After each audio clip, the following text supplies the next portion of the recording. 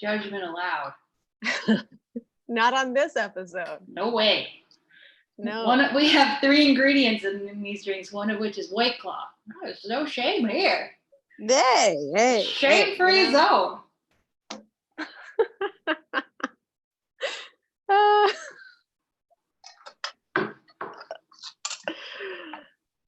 Are we live?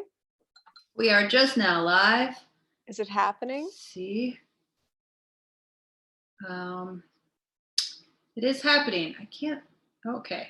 So we got one person watching. Hello, one person. Hello. Could just be one of us watching. Who knows? Okay, a few more people have shown up. All right, cool. Oh yeah, a bunch of people are watching. Awesome. All right. Hello, everybody. Hi. As always, we're gonna do an audio check. We can hear each other just fine, but you know, who knows if you can hear us? So. Oh yeah. Can you let us know if we have any audio issues, please? Yeah, we sounded okay when I had us unmuted, but oh, it makes it hell when I don't have it muted. Yeah, you don't. You don't want to have that. Hi, Machalin. Yeah. Yeah. Yeah, it's a little. It's a little too much. It's like sensory overload. Just hearing my own voice, but the way it actually sounds, which I never really want to actually recognize that that's the way my voice sounds. I'm like, that's not me. That's a chipmunk. Your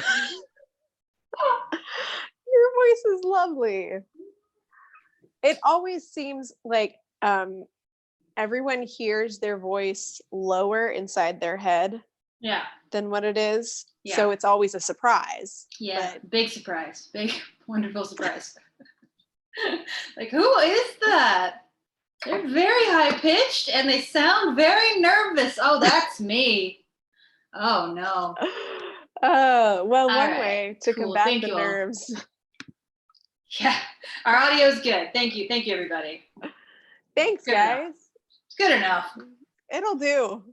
Quarantine levels. All right. Yes. Yes, as you were saying. So we've got wine today. Sorry, I trampled all over your transition and then just left you with the pieces. That's all right. Here's what wine looks like. Here's 2 wines in bottles. You have 2 wines. I have 2 wines. They match. They're brethren. They do. Yeah, they are. They're family. So I went to my local, or I ordered for pickup from my local wine shop. These are from Bedvine on in Bed-Stuy, okay, Brooklyn, down the street from me. They have their own wine? They do. I mean, these are like their house wines. Well, so Bedvine is a really cool local business that they have a wine shop, and then they also have a cocktail bar. Usually, you know, like they would normally have a cocktail bar, and then they also have a it's called Brew. It's like they sell it's basically it's kind of like a dive bar, but it's like it's owned by the wine shop. So nice. They're all doing takeout, like pickup orders. So I just ordered these on the website, and then I went by and picked them up. So I got a red and a white because tonight we're making wine coolers. So I got one of each. Sure we are. Yeah, it's super fun. I have only experimented with these a little bit, so I'm not exactly sure how it's going to turn out, but I'm pretty confident that it will be a wine cooler. I think it will. Well, that's it. You know, I wanted to keep this really simple. It's hard for me to stop myself from like, and garnishes and fresh juices and it's like, no, just like, from, you know, 3, I think we kind of talked through it. Maybe a 4th ingredient will pop in on some of these, but the basic structure is going to be a wine, be it like a regular wine or a fortified wine or an aromatized wine.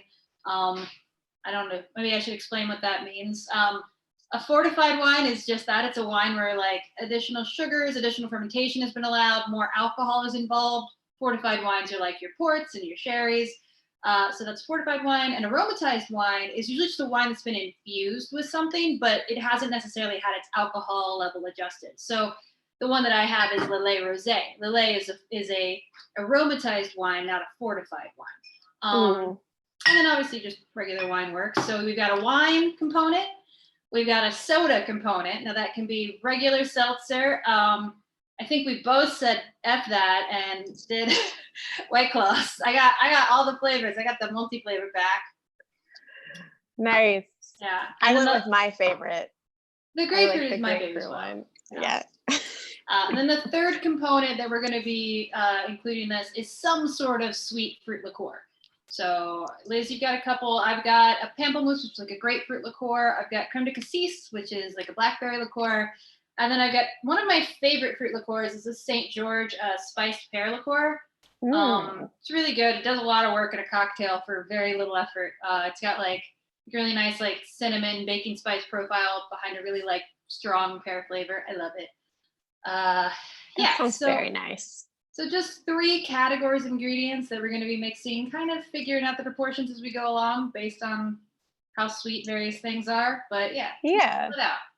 I think because these have less rules than, it's kind of like it's a wine cocktail.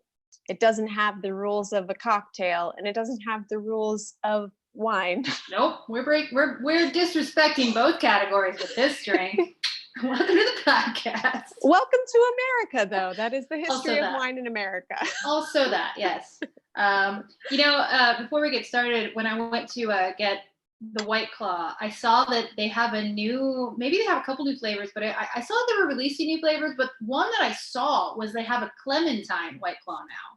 Oh, and it's advertised as their like low calorie White Claw, because it's 70 calories compared to 100 calories in a regular White Claw. And I was like, what are they taking away from this?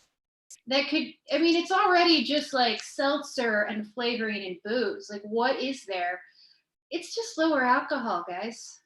Oh, they just cut that'll do it. Like, and that's a trick by a lot of light beer will do that. Obviously, like light wine coolers, light seltzers, I guess they're getting on the trend where they're not taking away any sugar or carbs or anything. They're just giving you less alcohol, which based on, whatever, if that's good for you, that's fine. I think there's a time and place for session booze, but it is kind of weird. Like, it's literally the point of it is just alcoholic seltzer. And now you're selling me slightly less alcoholic seltzer for the same price.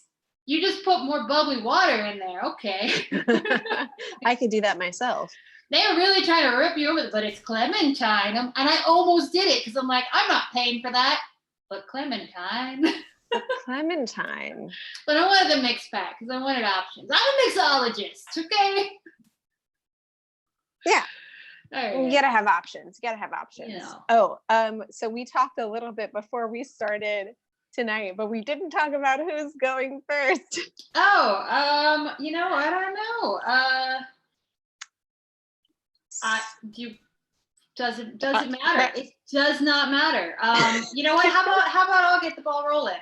Because I'll make the one that I've tested and like. Oh, great. Okay, and then we'll just have fun. Yeah. So I started with trying to make something with port.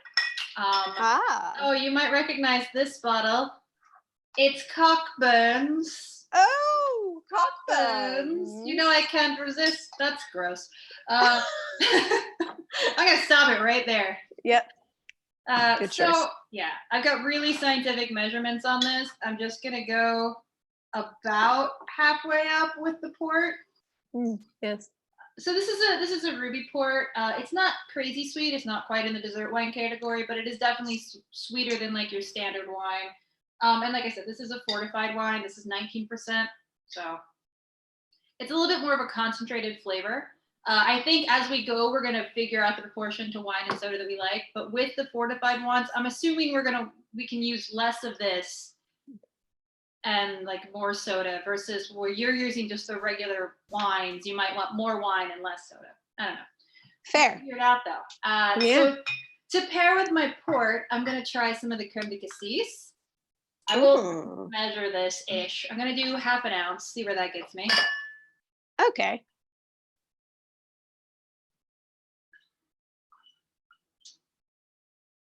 I get a lot from this brand. It's pretty well known, but it's Cambier. Cambier is known for their orange liqueur, their triple sec.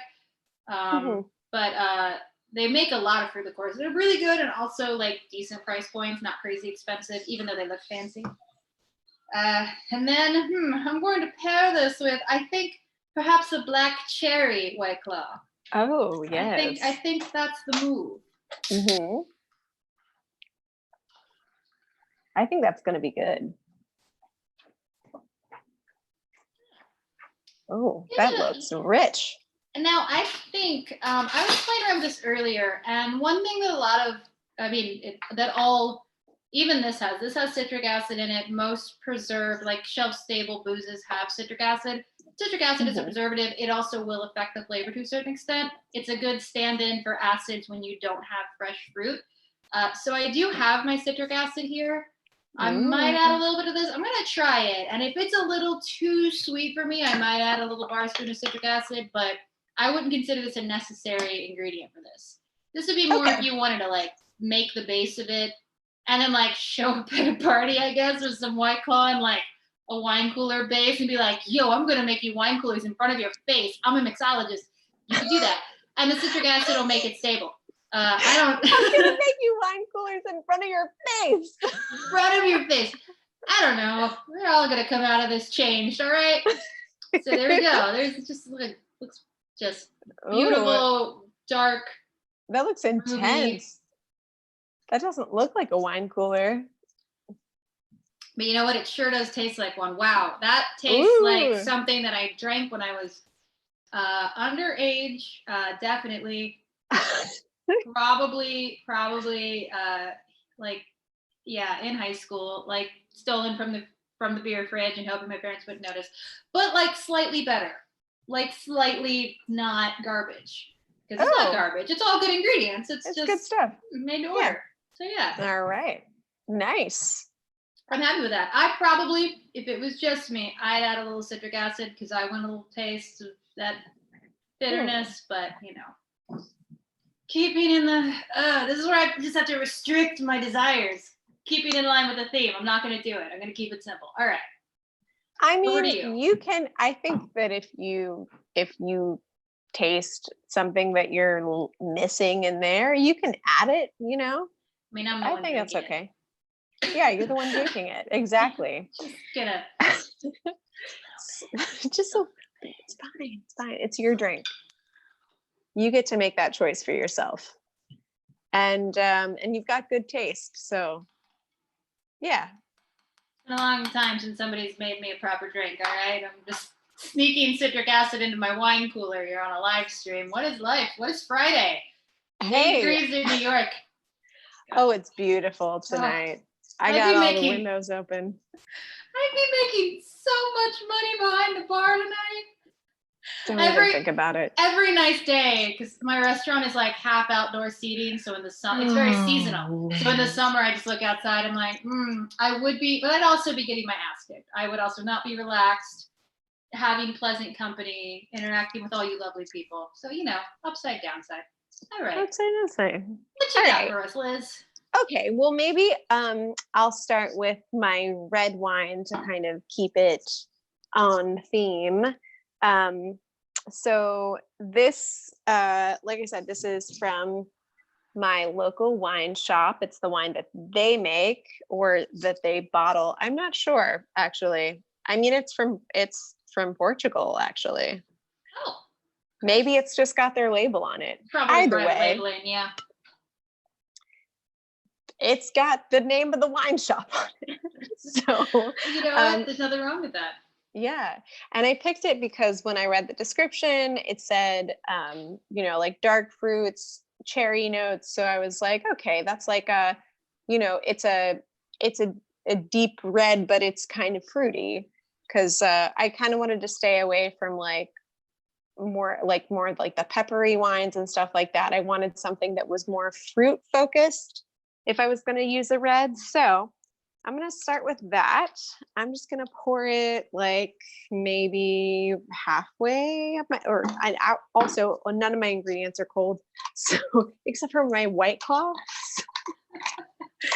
So I'm gonna start with some ice in here and just pour it over ice so that everything gets cold as I go. So You I'm gonna definitely pour. cold. This all should be cold. Yes, This yes. is- That's part of the wine cooler, Yeah. is that it's cold. So I'm gonna fill it halfway, about halfway with the red wine. And I thought that since I have like a cherry focused red, I went with my Luxardo, which is a Oh. maraschino liqueur. And as we've talked about Luxardo in the past, just because it is a cherry liqueur does not mean that it is sweet. It is not, but it is a little yeah, it's gonna kind of bring out those I am hoping actually that it's going to bring out those flavors.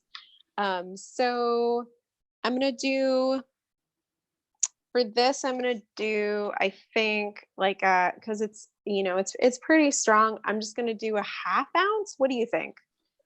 I mean, I did a half ounce of mine. I would do a half to 3/4, only Okay. because I guess it would depend on how, because your only source of sweetness is kind of coming from that. Yeah, your red's kind of dry. Yeah, the red is a little bit dry, but also so I think that I'm going to go with a half because I'm also going to add some sweet vermouth. All right, so you got some fortified, which is vermouth. Kind of, it's infused and it's slightly fortified, so still fits in the wine category. Yeah, so I'm going to do a half ounce of vermouth too, kind of split the difference between the maraschino and the vermouth. And then for this, I'm just going to stick with regular seltzer. Just kind of, because I want to see how these flavors play together, because I've already got 3 things and then the seltzer. So, don't want to get too complicated. So I'm going to try that out. Oh, that's lovely too.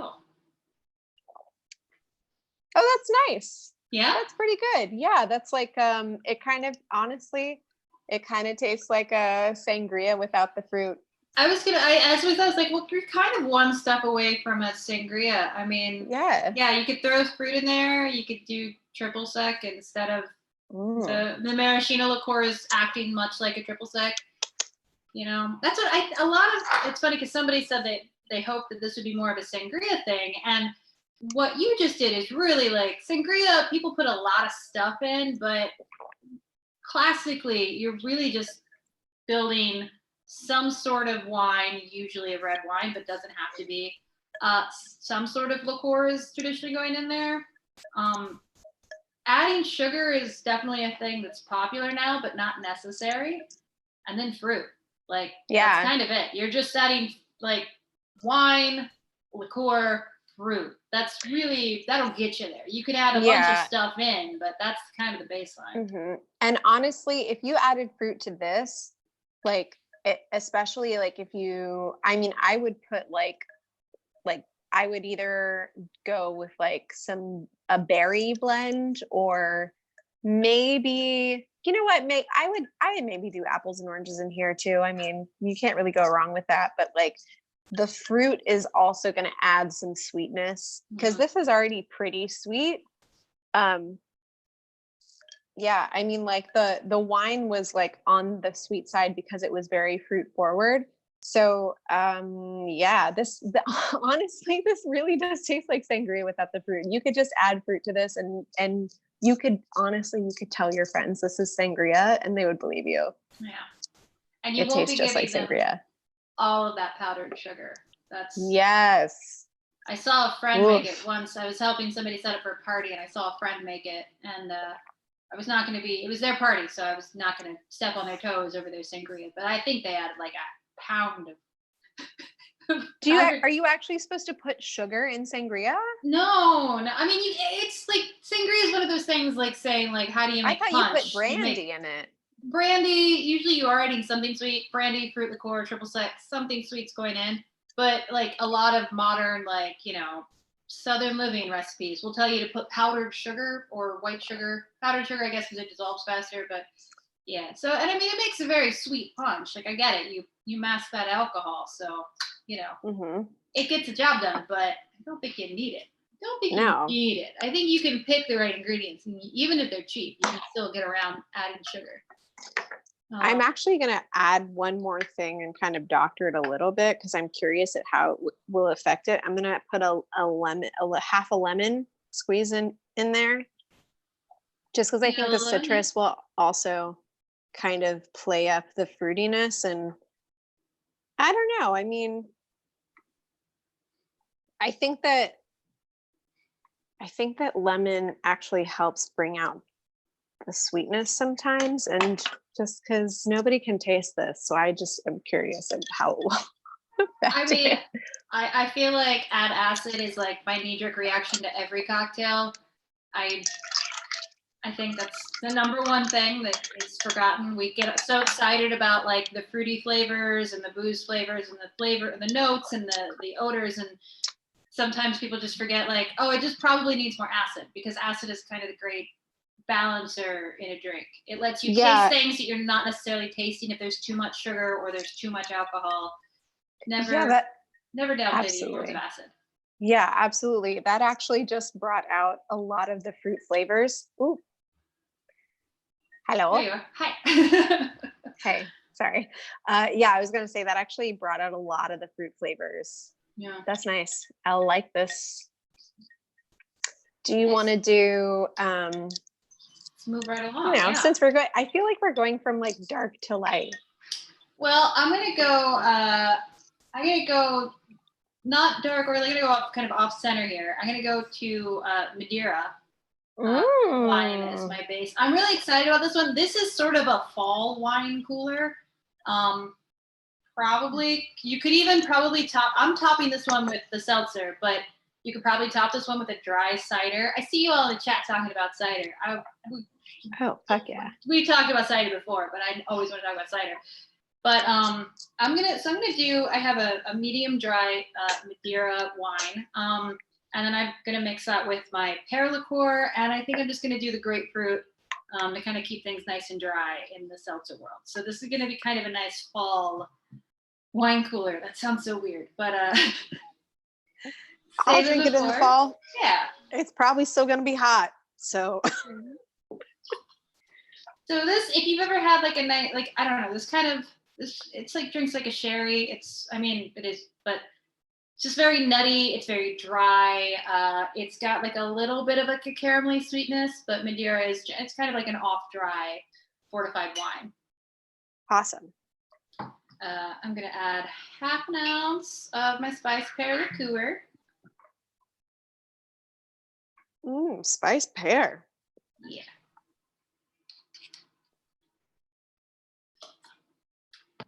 Like I said, I'm going to top that with that grapefruit White Claw. We're done with it. We have so many open White Claws. It's not the plan. Oh, no.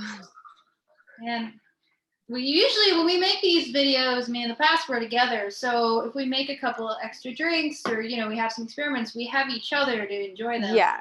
And it's on your own. It's a little bit of a like, oh, no. It's a challenge. Just me alone. Yeah. That's pretty though. That does look pretty. Nice like caramel color. Oh yeah.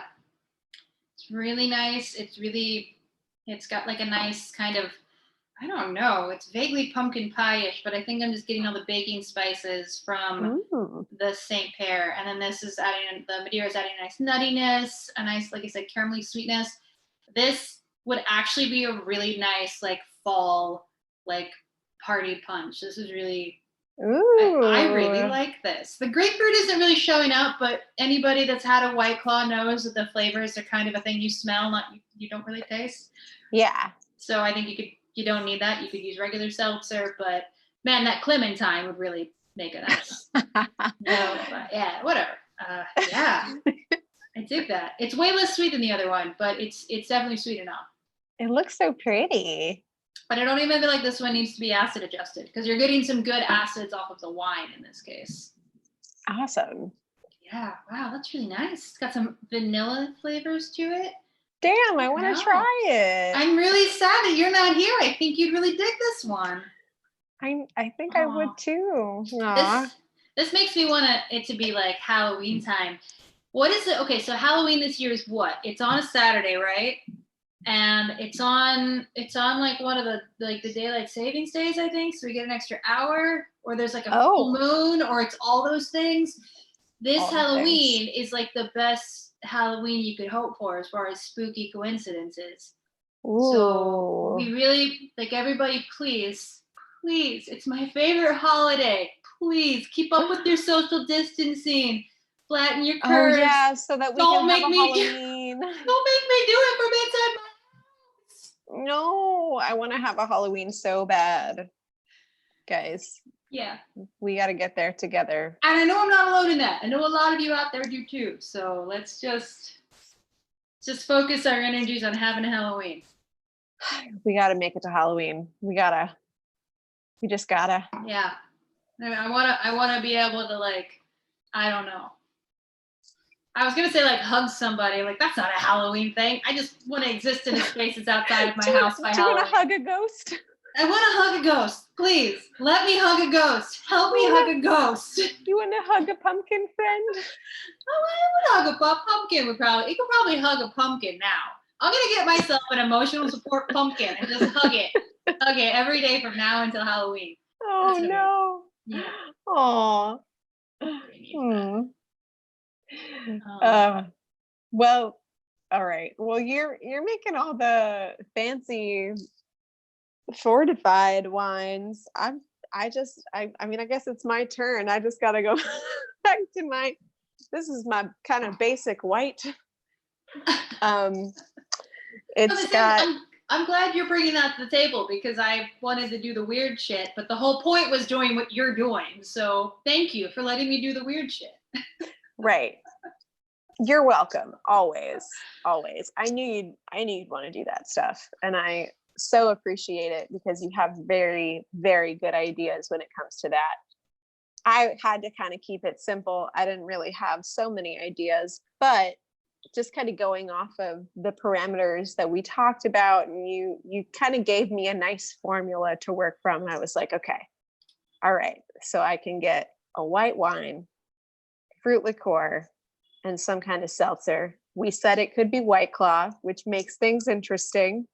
So I got the white wine. This one is supposed to be does it actually have a description on the back? I just read the description on the website. And I saw citrus. So I said, okay. What kind of wine is it? What are the grapes in it? Did you say that? Portuguese grapes. Okay. All right. Word. They're Portuguese grapes. Oh, for now, Pires, Sauvignon Blanc. Arinto.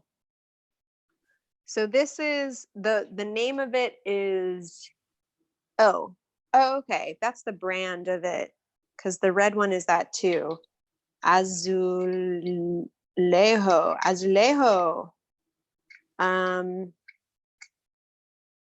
Yeah, I think it definitely, I see Sauvignon Blanc, so it uses Sauvignon Blanc grapes, also Arinto and Fernão Pires. I don't know if I said those words right, but it is citrus focused.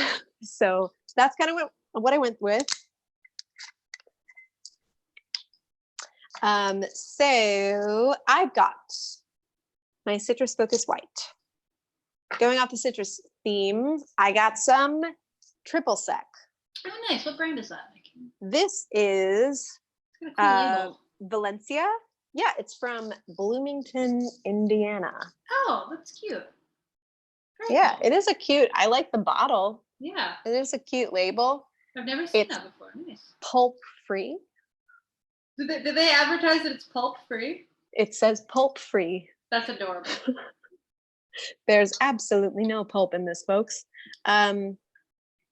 There's 3 kinds of oranges in it. Nice. It doesn't say Wow. which kind, but there's 3 kinds. All right. I had a moment of anticipation. Hopefully Valencia, because that would make sense. Yeah, that's what I thought. What did the other 2 oranges do to get left off the label? Bad oranges. Okay. All right. Okay. And then to top it all off, I've got some grapefruit White Claw. All right. So I'm going with the nice. citrus theme. Yeah. We'll see how it goes. I think it's going to go well because I've just kind of kept it really, really simple. You know, I have some ideas if I want to. I mean, oops, I dropped the ice. You know, I've got some lemons and limes hanging around if I wanted to add those things, but I think that this is going to be pretty simple. So again, I'm going to fill this up about halfway with my wine.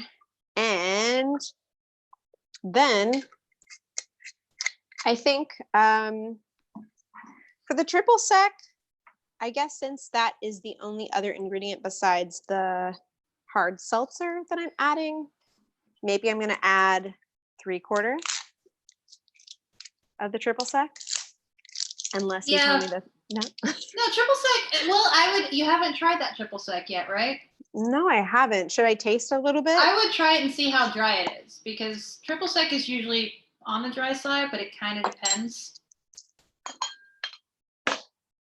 Orange I'm going to put it in this little bowl. Oh, cute.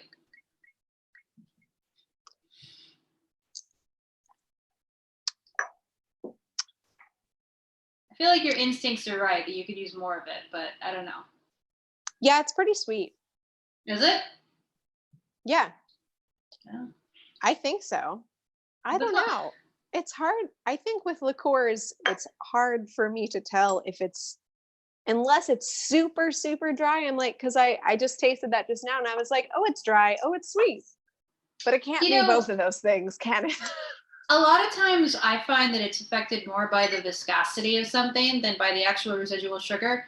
You just taste more sugar when something's more viscous. That's why we taste more sugar. I mean, that's one of the reasons why we taste more sugar with like syrups than with liqueurs. Yeah. And triple sec is generally a thinner liqueur. I just know it's just pretty thick. So usually when something's thicker, that's a good indication that whether it has more residual sugar or not, you're gonna taste more residual sugar. You know, okay. Lots of parameters, but that's some triple secs. You know, you kind of can tell as soon as you put them on the speed pour, like, oh, that's gonna be sweet. I mean, I still put 3/4 in there, so hopefully this works out. This White Claw might just kind of balance things out a little bit. And it just kind of looks like I'm about to drink a giant White Claw out of a... I was gonna say, or like a refreshing glass of water. Yes. I guess I should give it a little stir, make sure everything's incorporated. It's a little innocuous. Yeah, it does. It kind of just looks like a soda. Yeah. And damn, it is good. Is that good? This is a wine cooler. They could can this, bottle it, whatever they wanted to do with it. This tastes like, you know what? This tastes like my good memories of Smirnoff Ice. Oh, I like that. It's like a grown-up Smirnoff Ice. It's a Smirnoff Ice that's not going to give you a headache the next day. Yes. I don't think that this is actually what Smirnoff Ice tastes like. I haven't been iced and I haven't drank Smirnoff Ice for a while, but this is my some of my first drinking moments. These are the memories. This is what the memories taste like. That looks very refreshing. It's nice. You put that in a coffee cup and just chill on your porch, safely distanced in New York now that the weather's hot. Although I don't know, we've got to-go cocktails legal up here, and I went for a run in my neighborhood earlier, and just Everyone's drinking outside now. And it's nobody's getting into mischief. It's just you're not. I don't know. I don't think New York City is going to be able to put it back in the box. I hope it won't, honestly, because we're going to need exterior sources of revenues at bars for a while. So like, yes, it's a good thing. But it was actually kind of cute to see people walking around with like definitely like, oh, that's a cocktail in like a coffee cup or in a like the plastic pouches I see a lot of bars are using. Those are cute. And they are reusable. Like I don't love things that are plastic, but those in particular are, you can dishwash those. Honestly, I went to the wine shop with my roommate today and we had red Solo cups and our metal straws to make it make it environmentally friendly. We use the straws. But yeah, I really like, it's kind of New Orleans has that rule that no drinking ordinance, you can drink, but nobody's abusing it yet. So I think it's a good thing. I think it's a good way to kind of combat the revenue that, like you said, the revenue that restaurants have lost. It's a good way to kind of make up for that, to just let people have their to-go cocktails. Because where are they going to go anyway? Where are you going? I mean, most people are taking them home, but if they're drinking them on the way home, it's like, I don't know. They're just bigger problems. Maybe it's more that they're just bigger problems. Like there were like cops. So I ran by the park a few times on my run, and like there are cops everywhere, and it's just like these people that are just drinking, and it's just like it's weird when you're like the cops just don't. They don't care. I guess I don't know. I think it should be a rule that as long as you're moving, okay, you can't don't sit. Stop. You can't sit and drink. Yeah. That should be, because they should only bust people who are sitting and drinking in the park. I think that's maybe. I don't know. I mean, I'm going to take that back. I don't think we should bust anyone. I don't want cops to bust anybody ever. Absolutely not. But about that kind especially of shit. But if we were going to set a rule to it, maybe the rule is like, as long as you're walking. It's funny because that's like in Japan, like you can. Wait, no, I think you can pull over to the side and smoke, but you can't walk and smoke, or maybe I have that backwards. Huh.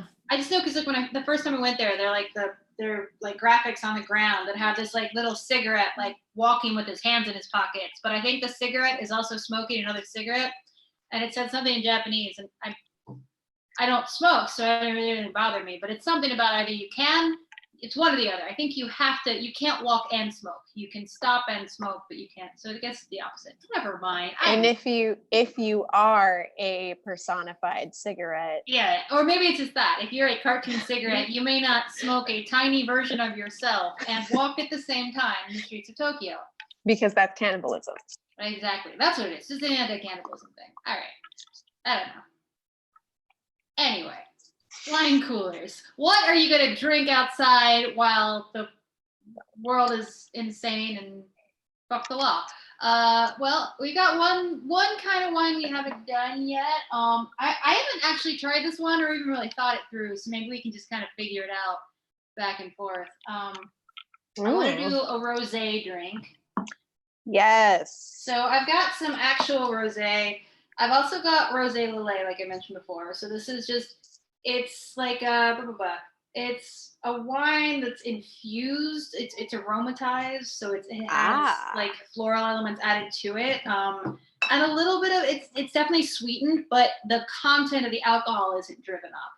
That's why you keep it in your fridge. Yeah, like this is like 17% alcohol, so it's a little higher than normal, but so I've got Lillet Rosé, I've got rosé. I want to do this with the Pamplemousse Rosé. My grapefruit liqueur, and I don't know, maybe to offset that I'll just do the lime seltzer. Yeah. Right? That sounds good. So maybe I'll just do half and half Lillet and regular rosé. Also because I I just drink a lot of aperitifs these days, and that's about what I got. That's fine. That's good.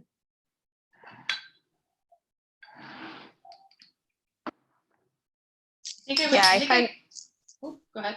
No, I was gonna say I kind of find myself in the evenings if I'm like, you know what, I don't want to.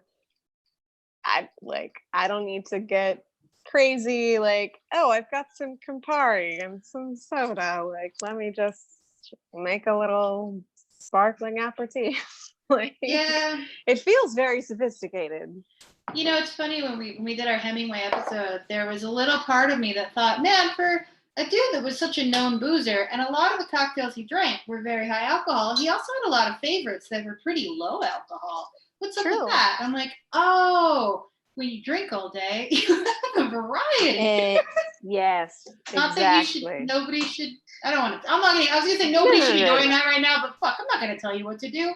Okay, so, but all right. So if you're gonna drink all day, maybe drink an aperitif and soda, maybe. Yeah.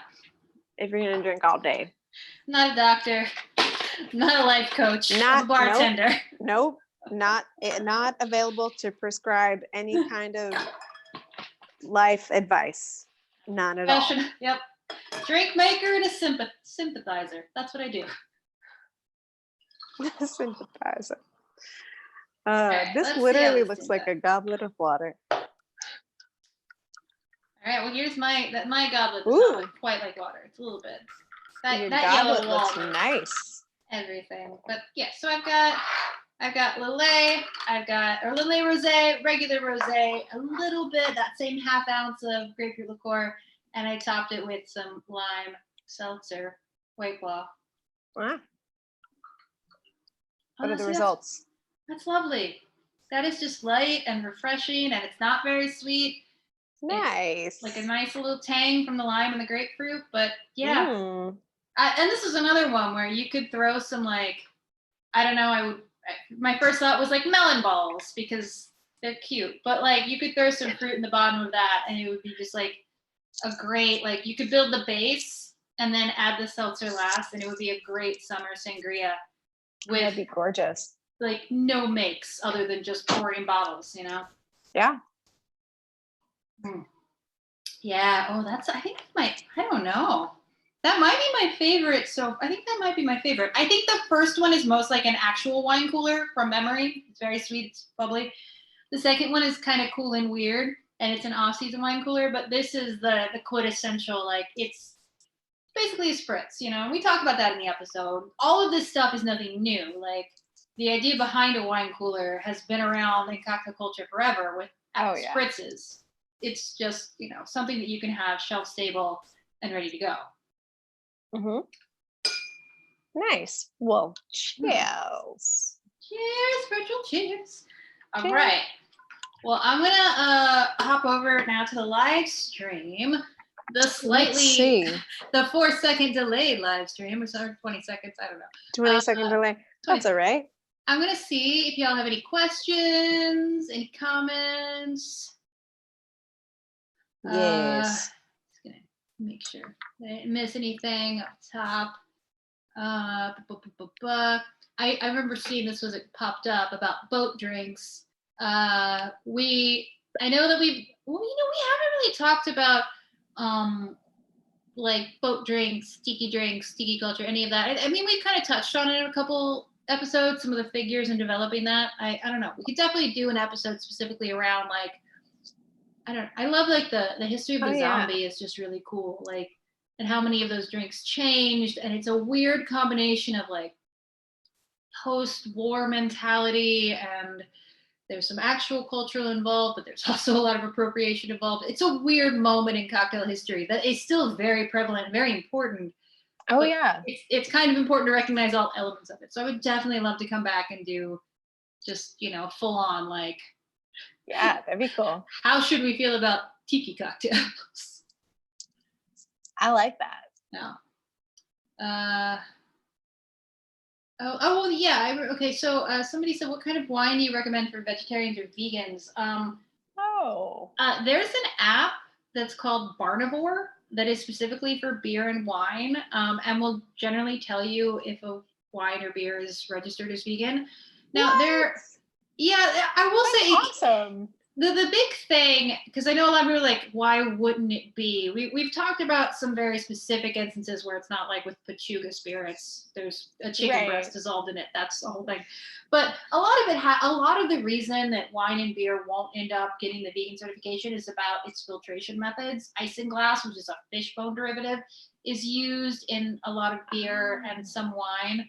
So Okay. it depends. Like, I don't know, like especially if you're a hardcore vegan, you know, some people they'll say they're vegan. I'll tell them that, and they kind of just, that's not where their standards are. That's up to you. But Barnivore is good because it just deals with like, this is definitely one that has the qualification. Now I will say that not just because a spirit doesn't have like the certification as vegan doesn't mean it's not. It's just sometimes they have to have standards in place. We all know this. I don't have to tell you this. If you're vegan, you know this.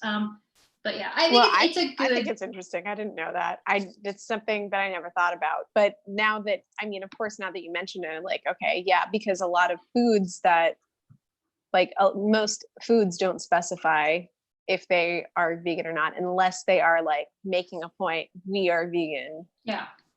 Well, So and you'll see things that like cross process sometimes that they don't get to be yeah, called vegan. So right. it depends on where I think if your only goal is not consuming animal products, there's a lot of spirits that are safe. If you don't want anything that had animal products in the process of making that specific product, that's largely where you look at the filtration. And in some cases, some of the like lactic acid is sometimes derived from like Oh, it can be naturally derived, but it can be used from animal products. Like that's a big thing for beer mainly. right. The Yeah, same way there's that no like lactic wine. starch is like, yeah.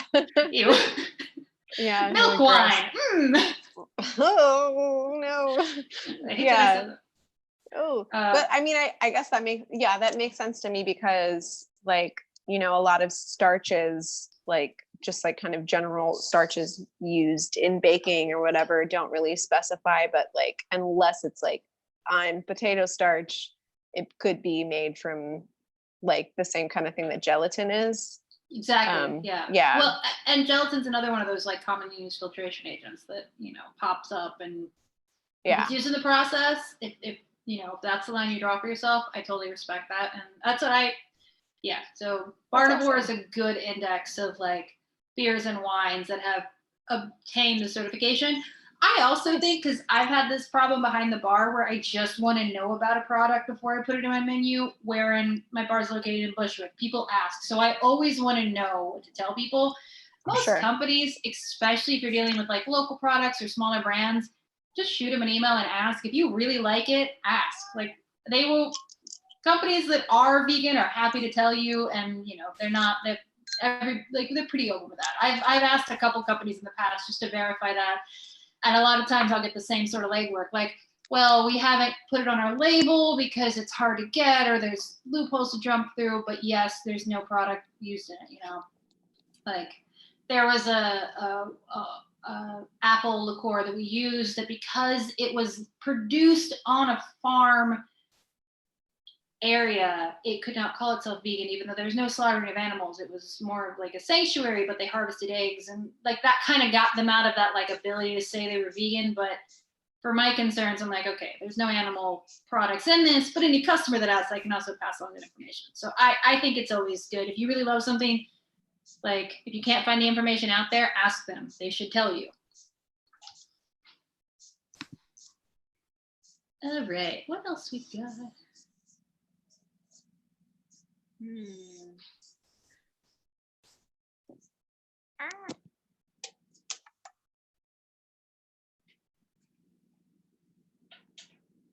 Da, da, da. Oh. Yeah, sure, absolutely. Sorry, guys. I'm just looking to see if you have a. Okay, that's fine. Actually, I'm about to lose my good lighting because I'm going to plug my phone in so that it doesn't die. Oh, you're there. Okay. Yeah, unfortunately. Just the well, okay, the lighting's not bad still. It's fine. It's all right. Yeah, using my phone for video calls typically takes up a lot of battery, so I just don't want to lose you guys again.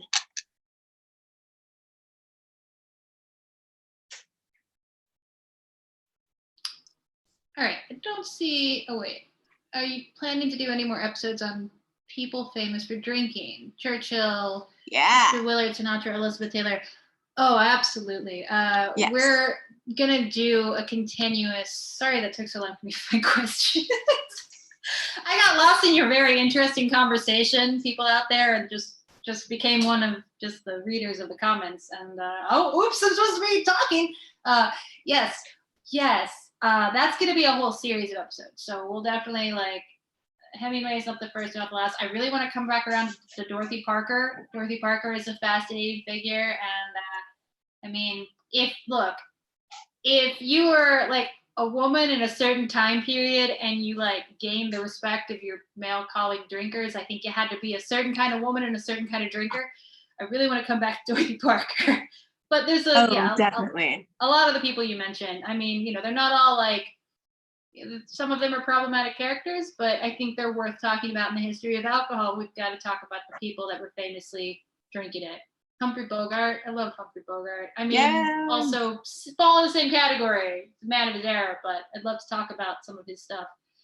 Mm-hmm. Yeah. So expect more episodes about favorite drinkers. And if you have a favorite drinker, definitely shoot us an email because we will definitely talk about them. Yeah. And just to let y'all know exclusively for you guys here tonight on our live stream and in past live streams, but again, this isn't something we like advertise everywhere, but our email is neatboozecast@gmail.com. Yes. Oh, it's funny. Somebody commented, Jimmy Buffett and his whole Margaritaville legal battle would make a great episode. We talked about that. We did talk about that. That was on our Margarita episode? Yes, right? Yeah. I don't remember what that title is, but I will go back and you know what? I'll repost that on our Twitter so you guys can find it really easily. But yes, yeah, it is it's a super interesting topic. I loved learning about that. I kind of heard a little bit about it before we did that episode, but like it ended up being super interesting to me just because of the way that legal battle turned out and how Jimmy Buffett has built his empire on that.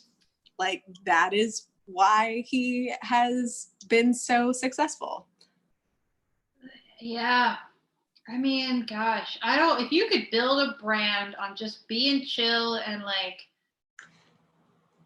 drinking folk drinks, dude, like, of all the inspirational celebrity quotes out there, it's not a Jimmy Buffett quote, but my favorite is Dolly Parton's, like, what is it? Figure out who you are and do it on purpose, or know who you are and do it on purpose. Ooh, I love that idea. And I feel like, because I don't think it's fake. I think you just have to hope that you're that person and then you can just do it. But like, I feel like Jimmy Buffett is just, that's just what he does. He just knows it. And so he does it. Like, I mean, that's brands. That's like, and that's really any successful, like, artist, personality type artist, like they're like are ones that recognize, you know what, I'm a product, so here's what the product is. Yeah, exactly. Well, this is a total aside, but I listen to other podcasts, and sometimes usually they're like inspirational or like focus related, and I was listening to so the School of Greatness. I don't know, but they were there was a guest on that was saying that like it was about the definition of self. And I'm not going to dwell on this because we're a booze podcast, but I thought it was really cool. And it was like, you're not who you think you are, and you're not who other people think you are. You're who you think other people think you are. And that's kind of a bit of a mind screw. but it is true. Like we kind of define ourselves on how we worry other people perceive us, and Ooh. that ability to be like, no, you know, like I'm gonna figure out who I am and like my shit and put that out there, and that's what people both perceive about me, and then what I believe about myself. Hmm. But yeah, I mean, I think that's the core of like you just have to try to be like the best version of yourself and then market that. I don't know. That part's Or creepy, like but the most marketable version. I don't know. That's gross. Like I guess you just I hope you're I know. hope your true self is no, I don't know. But look, Forget I about don't think marketing. Jimmy Buffett has had any of these thoughts. I think he was just a cool fucking dude, and he was like, "Yeah, I'm gonna sing some songs and like hang out with my friends." And oh no, now I have money, but I still have standards. I don't know. I don't know. Hey, yeah, no, Who yeah, knows? yeah, for sure, for sure. It was a very interesting topic, and you can listen to our episode on that. We talk Yeah. about the history of the margarita, and we talk about the history of Margaritaville, Yeah. the song. He So, definitely went to battle for his unique identity. Which yes. yeah. Oh, I- it's yeah. so rad. Big respect to James Buffett. Hex yeah, James Buffett.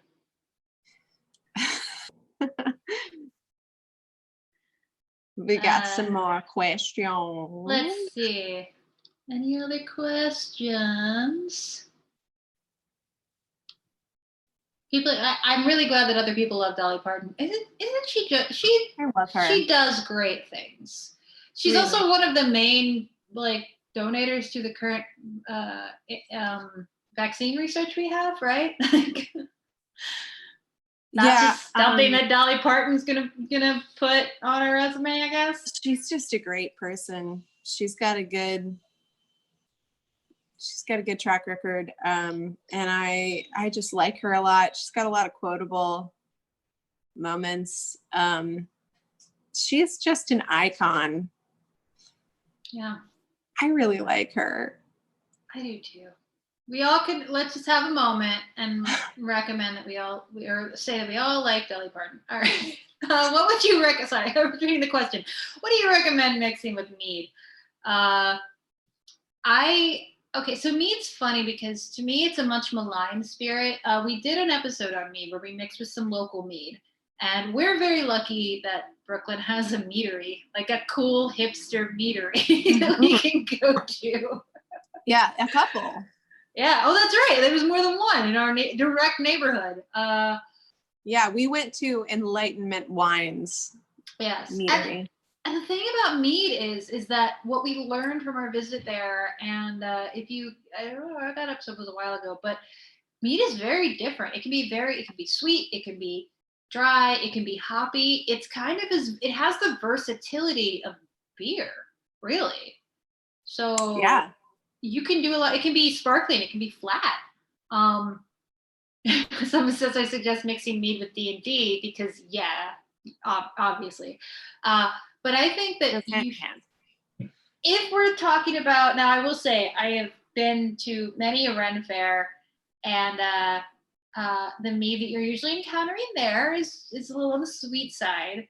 So I think for that you could do a lot of kind of what we're doing here with like adding a sparkling dry top. You could add like a sparkling wine, like a prosecco, something that's going to kind of dry it out, and then like a fruit base to set it off, or like a liquor base if you want to dry the fruit, because most of that, like the thing I'm thinking of, like the standard kind of sweet wine or sweet mead that you find in most places, like it's sweet, so you might want to like add a liqueur base to dry it out in another way with the alcohol content.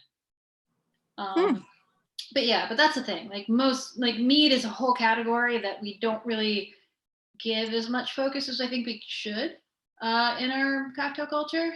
It is tried for years to try to make itself known. I would love to see it raise the level of at least cider, if not beer, because it's just as differential. It's lovely, really. Yeah, and I mean, a lot of you in the comments are making good suggestions too. Like whiskey's a natural pairing, absolutely. Just like try, like find if you can find a locally produced mead and try that, and like think about the Yeah. flavor profile of that and build from that, because it's definitely not like a, a one note booze. Yeah, I mean, and you have a really good chance of finding a mead that you like to just sip on its own. We had when we Oh, went yeah. to that meadery, oh my gosh, we had some mead. One that really sticks out in my mind was like it was almost like a sparkling rosé. Like it was effervescent and light and sweet, but like had that kind of that like the dark sort of bitterness that honey has. It was just really beautiful. Yeah. They all had their own beautiful names too that I don't recall, but we tried a lot of mead and it was and all of the ones that we tried or they might have had a few cocktails that we tried. Did we try cocktails? We did. We tried some cocktails with them. We tried some of it straight. And I was perplexed by how different the things tasted until I reminded myself, like, oh, fermenting a sugar can go in a million different directions. Yeah. Like, sugar produces alcohol, we know that, but everything else you add into it is a differential. How long you age it is a differential. Mm-hmm. Other fruit, other herbs, whatever, that's all differential. So it's really just that you're deriving your alcohol from a similar base and everything that's called mead, but everything around it can be different. And the amount of sugar that's left over or sugar that you add to it after it's done, that's all different. I think because mead has been perceived as one thing, it's been designed in similar ways in like mass production. But when you really get into it, it's another form of fermenting a sugar to get booze, and that can be turned into anything. Yeah.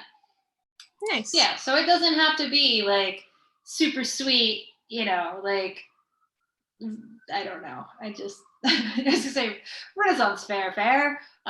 Nothing wrong with the Renaissance Fair. I miss the Renaissance Fair. I go to the Renaissance Fair every summer. I can't go this year. I'm very angry. I don't have any reason to wear horns or a cloak. Just, we'll have to have a virtual Renaissance Fair. What spirit can we do that we can just have a virtual Ren Fair here in our live stream? I mean, besides mead? We've already done that though. I know. But we could just do like a special. That could be a special Ren Fair. Maybe so. Live stream. That can just be a party that we have. Yeah, I just want to do a virtual Ren Fair. Yeah, I think that's really what we want. Like that's kind of like our we didn't have an episode about Star Wars. We just wanted to. That's true. To talk about Star Wars and make Star Wars themed drinks. So we can totally do that Ren Fair. We're just gonna do a live stream LARP and drink mead cocktails during it. And yes. Okay, great. Settled. It's settled. Somebody said ale, and yes, ale is a big topic. But we have, ale is not the thing we've covered. So maybe specific types of ale.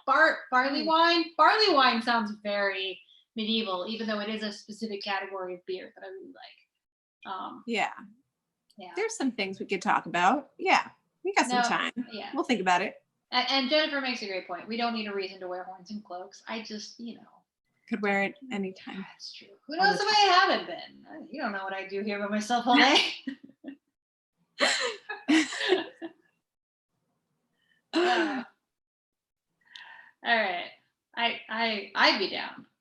Yeah. I'd be absolutely down. Especially, I mean, as the looming threat grows of Halloween being canceled and all the cons that I usually go to, I'm just gonna start walking around in costume and just be like, this is who I am today. You should just do that for yourself anyway. I started putting glitter on my eyeballs just for me. On your eyeballs, eyelids. Yeah, I don't know. I don't know what the kids are into these days. They got eyeball glitter now. On top of my eyeballs, not in my eyeballs. On these flaps of skin that go over my eyeballs. Eyelids, I think that's, yes. The technical term is eyelids. Okay. Is it? No, I think that's fine. I don't know. I mean, you know what's funny? I think a lot of the stuff that we're kind of joking, like it's fine. It's like it was always fine. We just, I don't know. Now we're like allowing it. Like I don't think I saw an article about like how fashion will change after all of this, and how people are getting comfortable wearing things that are comfortable, and they're getting away from business attire. Will they ever go back to it? It's like, do they need to? Do we need to go back to trying to look normal? Was that ever necessary for succinct functioning? Right. Was that ever like a thing we had to do? No. Because normal wasn't really normal. No. And I mean, we're going to figure out a new normal. That's the thing. This is, we just got up here in New York. Our quarantine just got extended to June 13th, right? Oh, did that happen? Did I haven't seen the latest. Oh, sorry. No. You might be right. I just I know that, I mean, I kind of knew for myself that no matter what, I was going to keep social distancing and wearing masks and gloves when I go out. Oh yeah, absolutely. But and then also cause since I kind of, I know that I should just pay a little bit more attention to it just to stay informed, but I am not going back to work in any way that I was doing before, because New York City public schools have been canceled for the rest of the year. So technically until the fall, until the next school year. Yeah. So I'm not going to go back to doing that. So I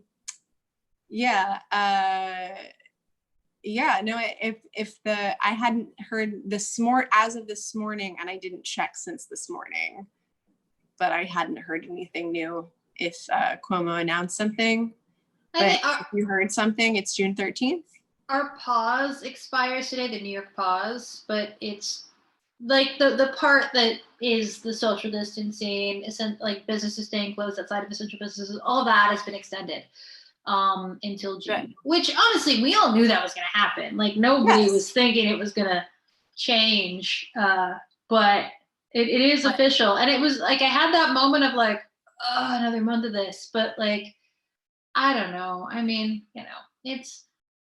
we'll figure out how to do it. And I mean, I'm not to downplay the stress that this is putting on people economically. Like I'm not gonna, like we trust us, we get it. But at some point you just have to say like, I don't know. I want me and my friends and the people I love and my family to stay healthy and stay fit. So I guess if this is what you're telling me to do, in a weird way, as scary as it is to be in New York right now, I guess I'm glad to live in a state where I feel like the government is gonna only let us go back out there and go to work. Cause I mean, I work in a restaurant. It's gonna be a lot of contact with a lot of people as soon as I go back to work.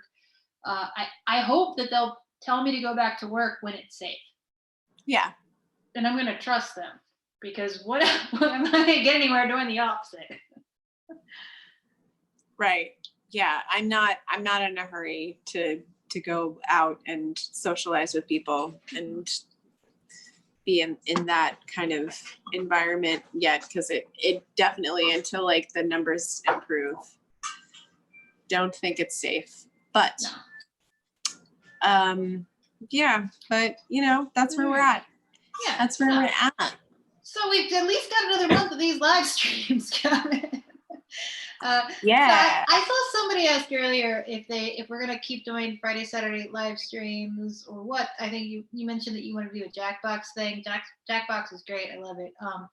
I think we're definitely set on, we're gonna do consistent Friday shows. The Friday, Saturday is just, it's not, I don't want to say it's hard. It's just, it's a lot. There's a lot of great content out there, like trying to get your attention on Friday, Saturday nights. I feel like, on a personal level, some of my like good friends that like do drag do a show on Saturday night, so I really like being able to tune in and tip them and support them. So I like that you all. Thank you for being here on Friday. We'll definitely do Saturday nights when we have special content to bring you, but you can definitely rely on Friday nights as our regular performance. Yeah, Fridays are going to be our regular nights. We want to be able to bring you something special, and in order, like it once in a while, bring you something special as like an extra thing. And in order for us to do that, then like we can't consistently do Saturday nights. We started off doing them to kind of catch up on our video content because that is something that we want to do for you guys. And we had, while we were kind of figuring out how this worked, we weren't able to do that. So the first couple of weekends we did do Saturdays because we wanted to catch up and bring you that content that you missed out on. But yeah, just to reiterate what Taylor said, like there's a lot of good stuff out there. And you know what? I'd love to like if you, and please, if you guys have recommendations for that too, post that, because we would love to share some good stuff that's going on, like support, like Taylor mentioned, supporting drag shows that are going on Saturday nights. Guys, it's about to be Pride Month. So like there's going to be a lot of good stuff. And like I said, we want to bring you some special content, but in order for it to be special and to give us time to plan it out, for right now, we're just doing Fridays as the regular night. And then Saturday, we will let you know when we have Saturday content as something special for you guys. And you know, to like on Liz's point, like Pride, I think we're on the same page here, Liz. Like we want to do some fun shit for that. We want to have not only just live streams, cocktails, parties. We want to get anybody other that's a performer. I don't really know the shape of what we want to do yet, because I think a lot of that's going to like depend on what we get from y'all. But like, I would love to have like a really cool, like, let us MC a show, provide cocktails, you all perform, and you make your money, you make some tips, like use what we have for you. So hopefully we can like do some really fun things through Pride Month. Like it doesn't just have to be like a one-time thing. Let's do it all month. Like, you know, I've been talking to some of my friends that like do drag shows and stuff, so we've got some things kind of in the works, but like I also really, really want to reach out to other performers out there. And, you know, any platform that we have, let us give it to you. I didn't close my windows. I realize that now as that car music starts. That's all right. That's all right. It's fine. But we're definitely going to announce this stuff when we have more like solid stuff coming to you, and we will post about it. We'll keep you guys informed, in the know. And in the meantime, if you want to reach out to us about possibly working with us and collaborating with us for Pride Month, please email us at meetboozecast@gmail.com. Yeah. Do we have any more questions? Well, I'm going to look over real fast because I don't want to not respond to anything that you were saying. And I don't know. I guess one thing that's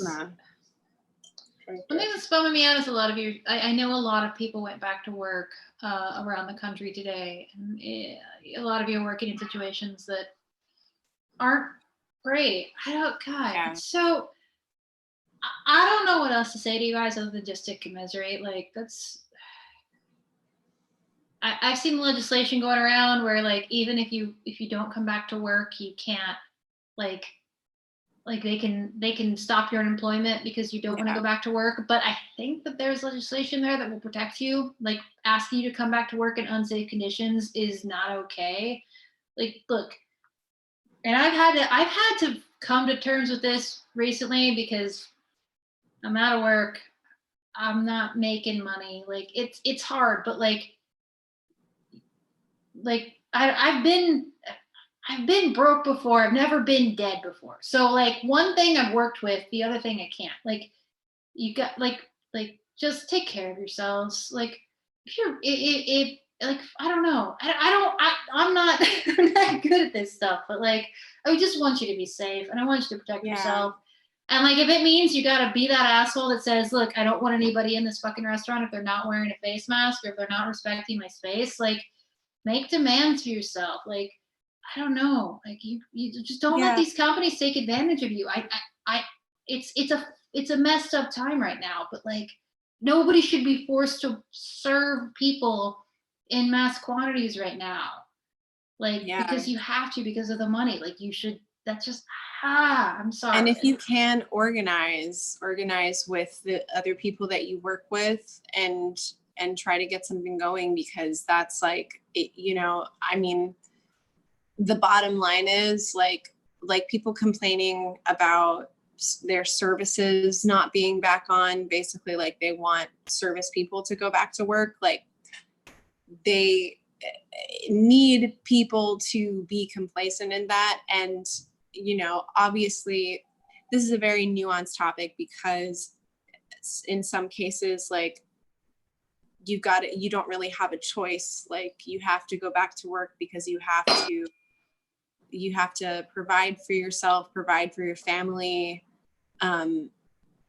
It's really hard. It's really hard to kind of draw the line there. But if you can organize with the people that you work with and you know, demand safe working conditions, demand not to be put in positions that endanger yourself and your coworkers, you know, organize as best you can. That's really, I mean, right now, that's kind of the best that we can do. It's hard. It's really hard. And it's like, I know people who have had to go back to work and feel like they don't have a choice. And it's really, it's hard times, but you know, I sympathize, and it doesn't have like a really good solution right now, because we're lacking leadership, you know. Yeah. But we're with you. We support you. You know, don't do anything that is going to endanger yourself, or, you know, but if you feel like you're being put in a position where you don't have a choice, like, do your best to organize, try to stand together. No, absolutely. These are tough times, but y'all, just I don't know. I mean, gosh, I don't know. I've had to walk away from restaurant jobs where I felt like the environment was detrimental to my health. I've never. This is different, and everybody has to pay their bills, and everybody has to survive. And unfortunately, especially, you know, you're all watching from around the world. If you're watching from America or listening from America, we haven't been given a great infrastructure. And I don't like to get political on Maine. I think anybody that knows me knows my politics. Like, I think you know both of our politics pretty well, but like, I don't want to make it about that. I want this to be a relaxed, like, boozing podcast, but you know, like just, your life is the most important asset you have. Like, Yes. that's, and don't ever feel bad for making a decision in favor of your health and your life, because I think too often in this country we're indoctrinated to believe that like money is the penultimate of our accomplishments. It's not. It's not. No. It's not. Yeah. Stick around, stay alive, figure out how to do that, and like, I don't know. Like I said, I'm not good at this stuff, but I'm terrified. We love you, and we're with you, and we support you, and yeah. And I've had these discussions with my restaurant family, like, you know, with they want us to come back and like serve things, but also I'm lucky to work for people that are very respectful of, we don't want anybody coming back to work until they feel safe. Yeah. Even in like a to-go situation, which I really respect. And I'm really, really grateful for that. But like, there's no price on your health. There's no price on your life. So, all right. Gonna dismount soapboxes now. All right. Everybody just hang in there. Anybody asking about the thank you notes? No, those were handwritten, right, Liz? You wrote those. Yes, I did. Yes, Yes, Liz thank wrote you. every one of Love those. you. Yes. You have very good handwriting. We know that. Oh, thank you. Is there an official Neat Facebook page? I don't think Liz or myself, either one, are very active on Facebook. Yeah. Yeah, we're if we make a Facebook fan page, it is going to be fan run. So we're kind of in the middle of talking about that because we do recognize that there's a bit of a community here, like, you Which know, is amazing. it's Thank awesome. you. Like, yeah, you guys should be able to talk to each other and have like a hub around that. So we are talking about that, but when we get something like that going, it is going to be fan run. So we will keep you updated. And if you're somebody, especially like we interact with some of you all the time, like hit us up if you're interested in being a mod for us. Like I would love to set that up, but exactly like Liz said, like that's just I avoid all social media right now because my anxiety is usually like here. And by that I mean slightly below the nostril, so I can breathe through something. And these days it's here, so I have to like paddle up to like get it somewhere where I can. You just need a little scuba snorkel. That's what I need, but that doesn't work in the metaphor. But yeah, so like neither of us are that active on the social media. I'm definitely not.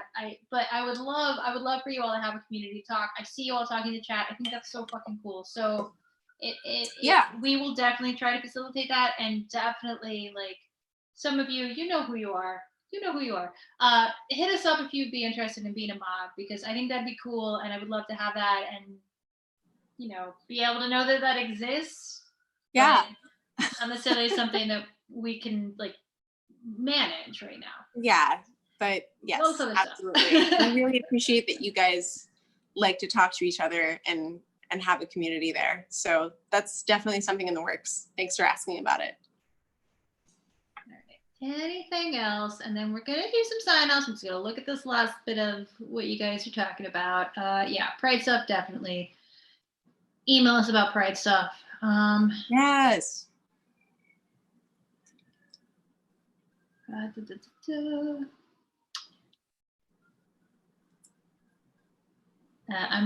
But definitely glad that a lot of you have gotten your neat swag. More's on the way soon. Yes. Very soon, actually. So you'll get your second batch much sooner than you wait on your first, because you're behind. Yeah, a lot of this stuff is like, you know, this is my, I mean, I think I speak for both of us saying this is our first Patreon. We're figuring out how things work, how like the best kind of shipping and all that works. So it's a little bit of a work in progress. It's going to get smoother as it goes along. And thank you so much for sticking with us, and thank you for being supportive. We really appreciate you guys. Yeah. And thank you for listening. Thank you for being here. Oh my God. Thank you. No, thank you all. This is awesome. Super cool. And it's great to it's all good. I get to see all of you in the chat. I see so many familiar faces. I see you, Liz, your beautiful face. Like, it's just great. And definitely, somebody brought up that we should do another Netflix party with a chat along. I think for our Patreons, we kind of owe them that because we haven't done stuff like that in a while. So we're not forgetting that. We talked about that. We should pick a good movie that we can do that with sometime in the next week or so. Definitely. I'm excited. Yeah. Let's do it. Yeah. And I love to keep them with like movies that have some sort of booze theme to them, but I don't know. Also, you and I love horror, so there's always that tendency. I just want to watch scary movies. I do like watching scary movies. Yeah. I just watched like the movie Freaked, which is I only found out about it because one of my friends did some cool art for somebody with all the main characters, and it was like, what is this movie? It's like Alex Winter and like Keanu Reeves is in it. And it's from like the 90s. What? And it's just I'll have to. I couldn't find it anywhere. I could only find it for free on YouTube. That was it. Like it wasn't. I wanted to buy it. I went to like like whatever streaming services first, and none of them had it. But I did find somebody uploaded it to YouTube. But just a weird old horror movie from like they're not old, from the 90s. But that was really I love that stuff. Yes. Yeah, we'll brainstorm on something that'll be, maybe we can find something booze related that's also something we really like to watch. We both really like horror movies. Queer content is always good. So I don't know. I mean, I can't really think of like booze themed movies that aren't Cocktail. And that was an experience rewatching that. Somebody, I don't know the movie. Somebody recommended Beer Fest. I haven't watched that before. It might be problematic. I don't know. One of my favorite like service movies is Waiting with Ryan Reynolds. Yes. Okay. It definitely has some problematic shit in it. I still love it, but I don't know how to feel about that because that's always like it's a double-edged sword. A lot of people are also anti-horror movies, which I respect. So, Okay. No, totally. We can find something that we like that's not horror. We can do it. I believe in us. We can do it. I mean, maybe we can just, if we do like if we do our like famous drinker things, we can do things that they have composed. Oh yeah, we could do a Humphrey Bogart. Yeah, I've got the whole Humphrey Bogart collection. I went through a thing when I was first getting into cocktails where I made nothing but martinis and I watched nothing but Humphrey Bogart movies. When I was 23, I had a weird development in my interests. Hey, classic films. That's Somebody made a bad movie. They're saying that it's available on YouTube. You know what? What is that? Is that you, Andrew Gard? I don't want to say what. I don't want to say their name, but they posted this in the chat. Oh no, Drew Harder. Sorry, Drew Harder.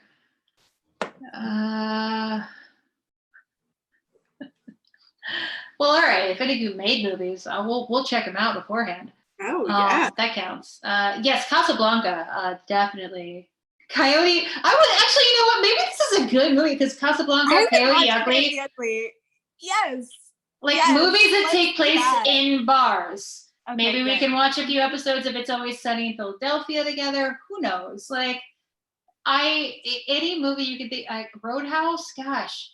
Should we just make it a thing where it's not about Crossroads? Just watch movies that take place in bar? Does Crossroads take place in a bar? Every James Bond feels movie, like it does. It feels like it should. I don't know. I thought when I was thinking of Coyote Ugly, I thought of Crossroads. Anyway, yes. Coyote Ugly is. So if that's the format, if it just has to take place in a bar. There's some good ideas here. So wait, can we watch Hustlers?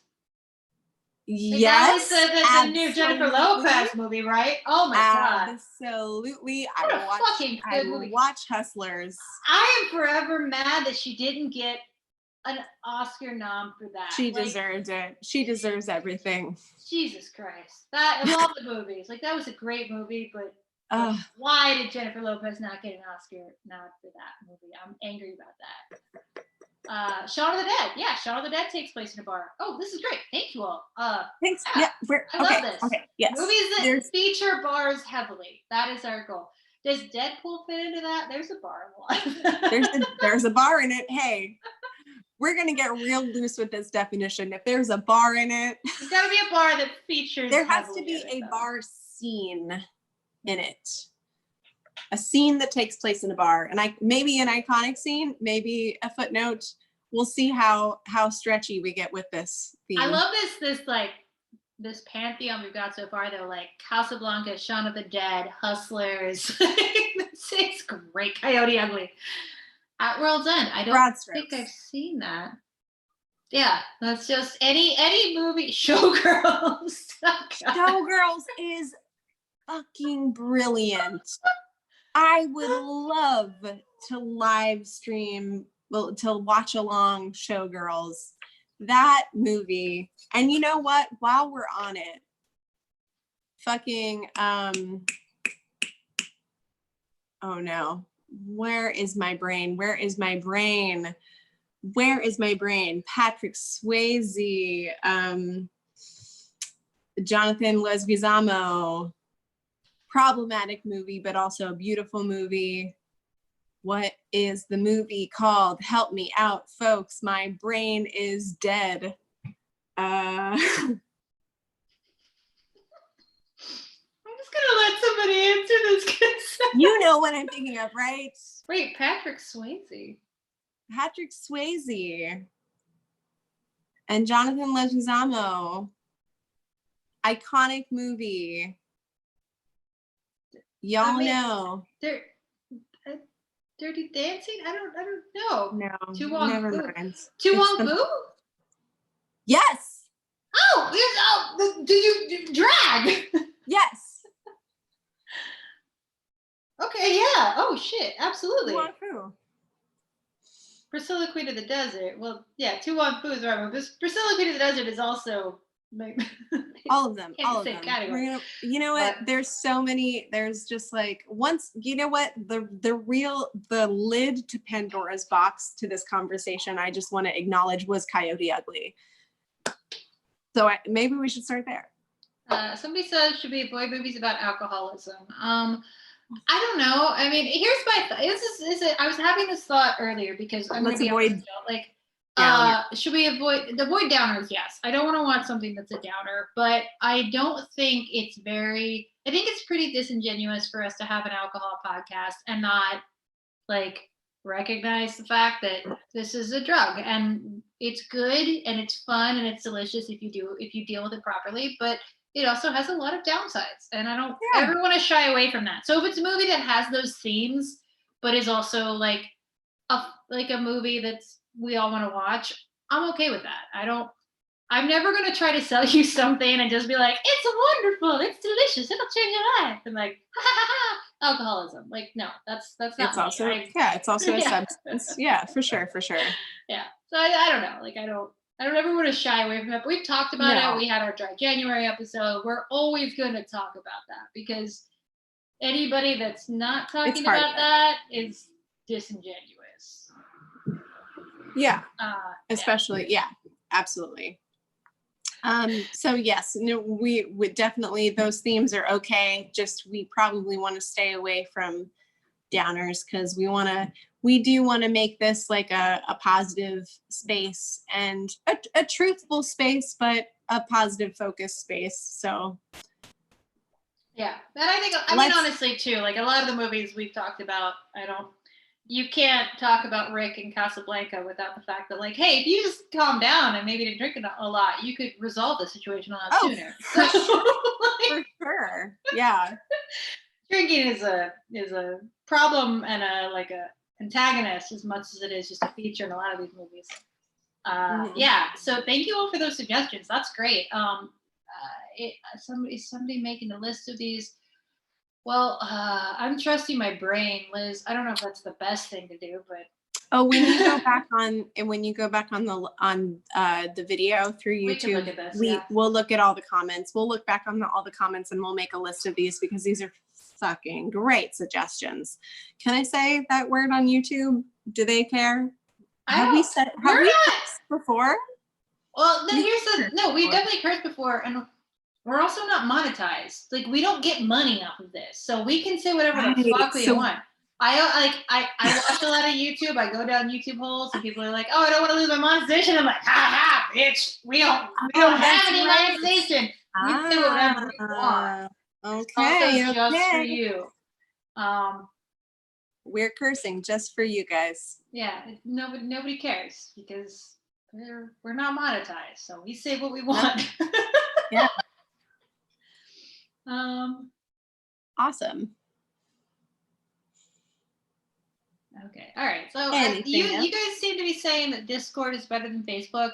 Like I said, y'all tell it anybody that can like just email us what you want to set up, and we will support it. We won't uh, be the mods on it, but Yeah. I don't like. I think we have agreement that we approve of you all doing these groups, definitely as fan groups. And Yeah. anything you need from us to do that, we support. But Yeah, please email us if you're interested in getting the ball rolling with that. I mean, I think I was, because we've been talking about it lately. I think we have talked about setting up a Facebook page and then handing off the reins to some moderators. So we might set that up. But as far as Discourse, I'm just not really familiar with that platform. So please email us so we can look into it. And anyone who's interested in doing that, I'm super into it. I'm down. Super down. We'll retweet you. And somebody said like we'll need that tweet retweet. Well, definitely, that's totally good. Like as long as as long as you're okay with it being a fan-run community that we can take part in as we please, but not be moderators on, I think that's fine. I'm totally down for it. Yay! And yeah, and let's we'll get a list of movies going. We'll figure out how we're gonna do that content. I love the idea of watch-alongs, especially this is a cool fucking idea. I'm just gonna use that F card. We'll never get monetized, let's be real, but I'm gonna use it while I can. Yeah, I feel bad for I mean, they're making like a lot of money, but they can't say fuck. Fuck. Okay. There it is. 2,000 YouTubes right there. You just spent.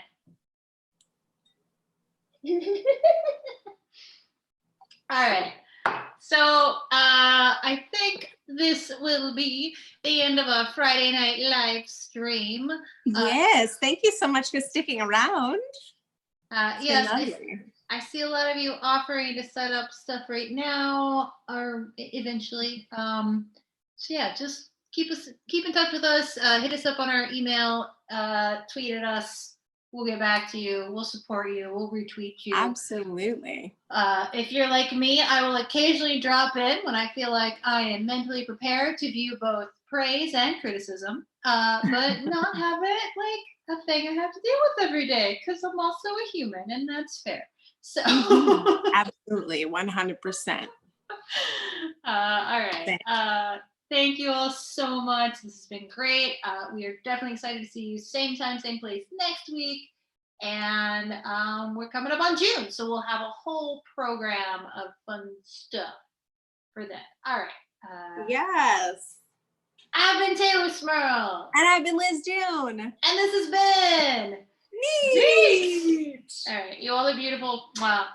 Have fun. Drink drinks responsibly. Take care of yourself. Wear your fucking mask.